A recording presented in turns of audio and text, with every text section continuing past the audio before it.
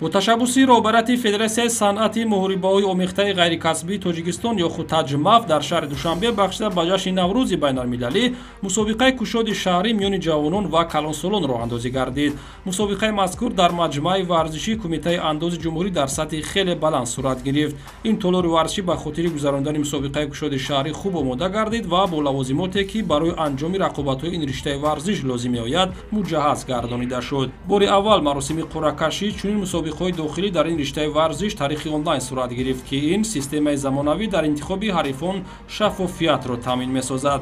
رهبری فدراسیای صنعتی مهربانی آمیخته غیرکسبی جمهوری تاجیکستان طی سال‌های اخیر به رشد این رشته ورزش اهمیت جدی داده چهاربینی‌های داخلی کشور را در سطح خیلی بلند دایر می‌نماید.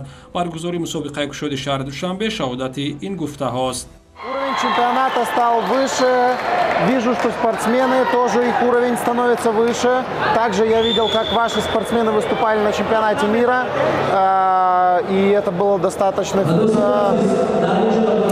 потрясающе, потому что это практически был первый серьезный опыт, и они сразу ворвались в элиту спортсменов МАФа, и я уверен, что Федерацию ММА Таджикистана ждет большое будущее, если развитие ее продолжится в том же ключе и с той же энергией, которую вкладывают в нее организаторы.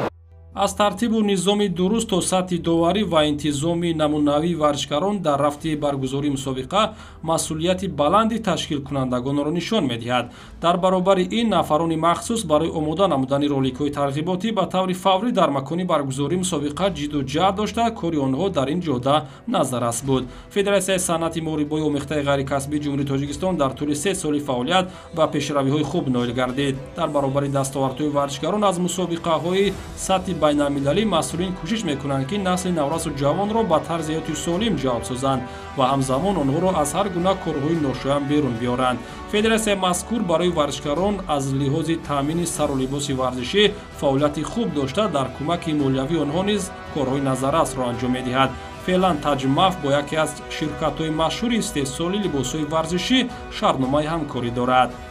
сатҳи федератсияи таҷмаф беҳад зур дар сатҳи байналмилалӣ қарор дорад. миннатдорем ки дастгирӣ мекунанд шогирдони моро. ба иттилои дастандаркорон бори аввал аст ки дар мусобиқаи кушоди шаҳри душанбе варзишгарон аз тамоми минтақаҳои ҷумҳурӣ дар ҳайати 34 даста ва беш аз 200 нафар варзишгар ҳузур пайдо карданд. шумораи мухлисон низ дар толор хеле зиёд буд. аз хурд то бузург ба тамошои ин вохӯриҳо ҷамъ омаданд.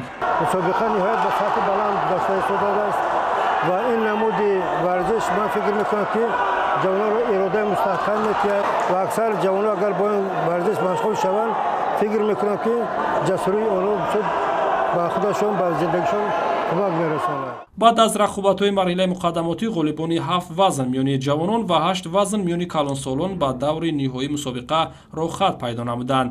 рақобатҳои финалӣ пуршиддаст сурат гирифта аксари медалҳоро варзишгарони шаҳри душанбе ба даст оварданд. ба ҳамаи ғолибон ва ҷоизадорон аз ҷониби роҳбарияти федерасияи санъати муҳорибаҳои омехтаи ғайрикасбӣ медалу ифтихорнома ва тӯҳфаҳои пулӣ тақдим гардид.